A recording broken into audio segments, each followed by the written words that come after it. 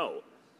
The new voting system needs the democratic consent of Canadians, or else, by definition, it is not democratic. So, why won't the Prime Minister hold a referendum? Honourable Parliamentary Secretary to the Minister of Democratic Institutions. The opposite has proposed no ideas. The reality is I don't know what they would hold a referendum on.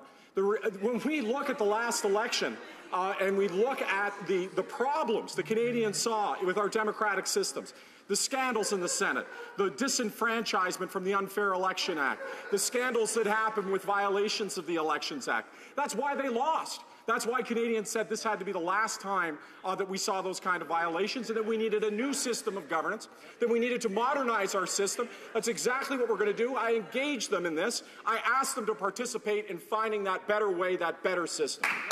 The member for Lanark, Frontenac, Kingston.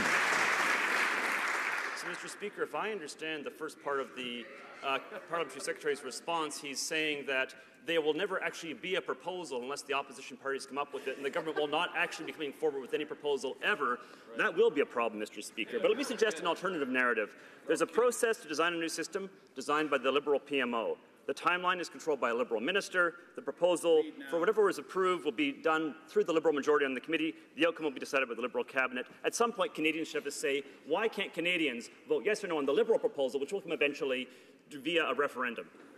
The Honourable Parliamentary Secretary. Well, Mr. Speaker, this is how a proposal is going to come. A proposal is going to come by us engaging Canadians in all 338 ridings, going coast to coast and listening to them, working with the member opposite and all members in this House on compromise and middle ground and understanding how we can modernize this system. I don't accept the cynical approach of the member saying that from the outset that it's impossible to find consensus. I think let's work together. Let's find that better system. Let's make sure that we find that right path, and in doing so, we'll give a better voting system for Canadians.